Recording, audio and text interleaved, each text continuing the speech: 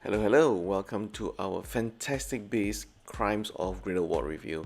Now, before we begin, there's going to be spoilers in this review, so if you don't want to hear the spoilers, go straight to the end for our verdict for this movie.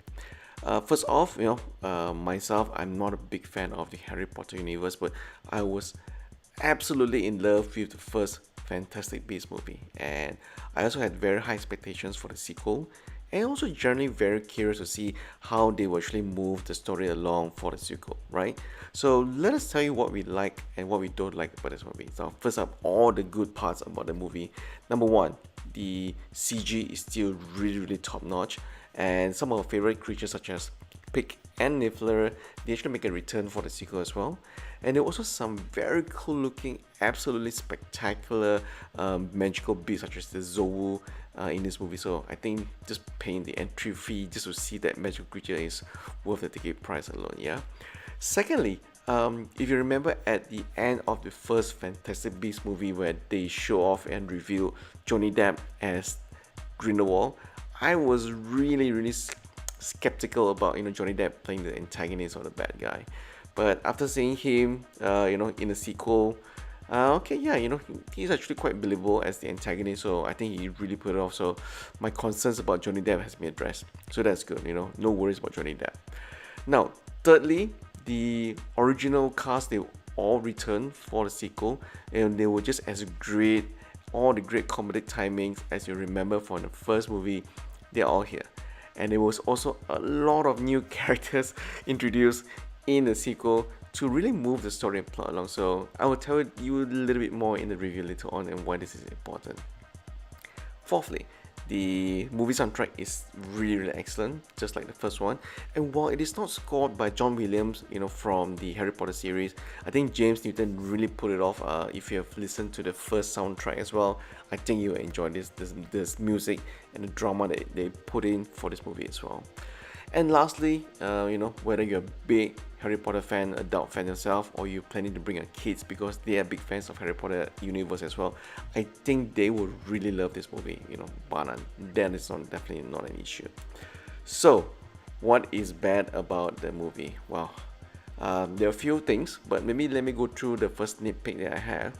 I will say that the opening sequence was really awesome. There's a lot of great action. It was really intense.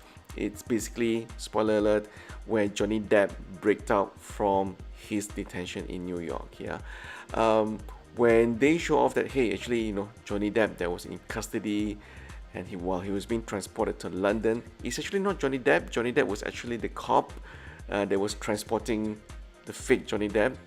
I am wondering why go through the entire drama and hassle. Why not just, escape while you already have someone else, portraying the fake Grindelwald in the prison already. So the whole opening sequence makes no logical sense. Maybe I'm missing something here, so please leave a comment down below. But wow, I love the action scenes in the opening sequence, but it just doesn't make no sense, yeah?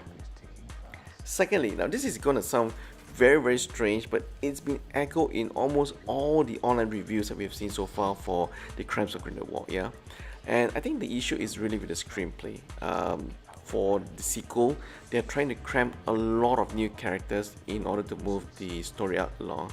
And this is gonna sound very strange, but because of all the new characters that were introduced, they also had to build some backstory, and also for the audience to really feel to empathize with all the new characters, to know what is the history, what are the motives, why are they doing the actions that they are doing.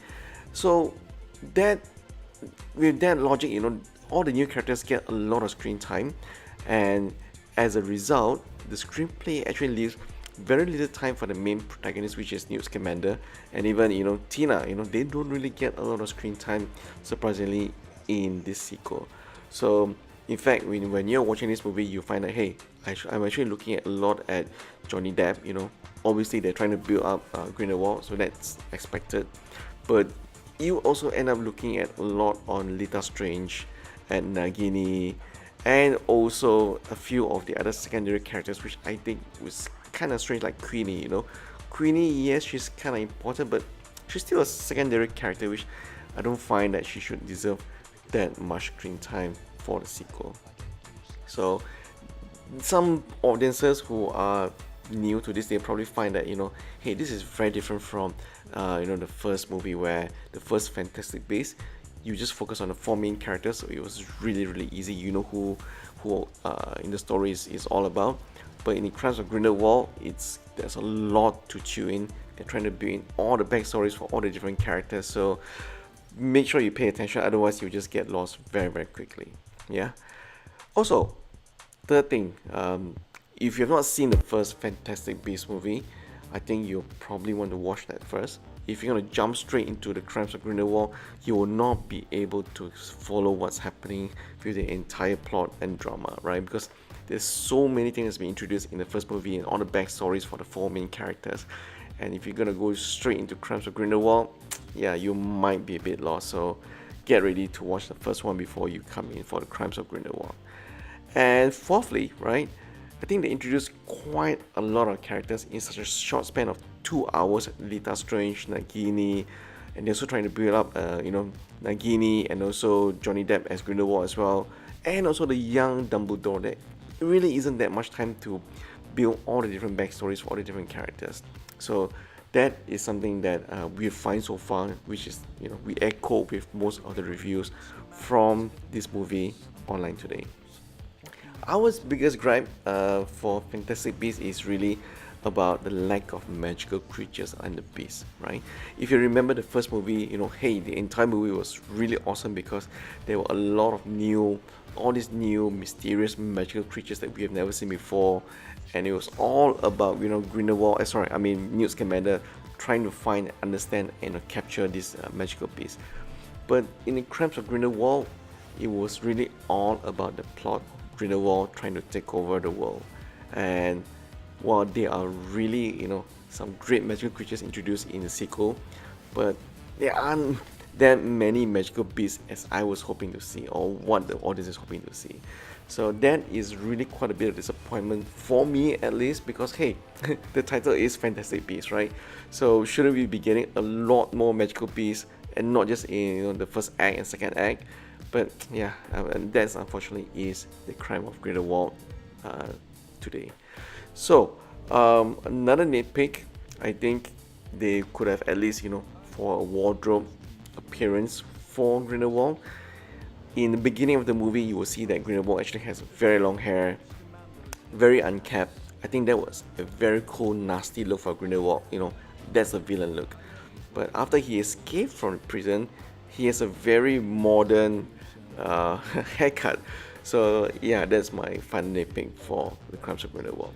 So what is our verdict? Well, to be very frank, maybe because I had too much expectation coming up from the great first Fantastic Beasts movie, I just find that the sequel, it is still a great movie for Harry Potter fans.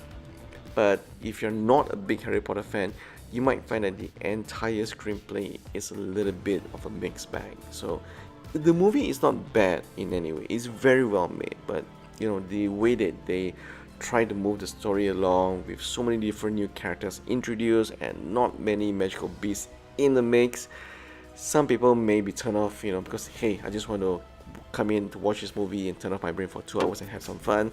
You may not be able to, because it's all about the plot of how Grindelwald is going to take over the world. So if you're not a big Harry Potter fan, you've been warned. But if not, hey, just come in and enjoy the fun. Yeah. So that's our review for Fantastic Beasts: Crimes of Grindelwald. It's in the cinemas already for the last 2 days. So go and get your tickets and have some fun. And do watch out for the Zoo. That is one spectacular looking beast. So leave your comment if you watched the movie, or what you think of the sequel. Do you have the same opinions as us, that the movie is a bit of a mixed bag? Or do you still think that, hey, this is a great movie? And you're wrong. Let us know in the comment section down below. And always, thank you for watching, and please subscribe to our channel down below. Bye!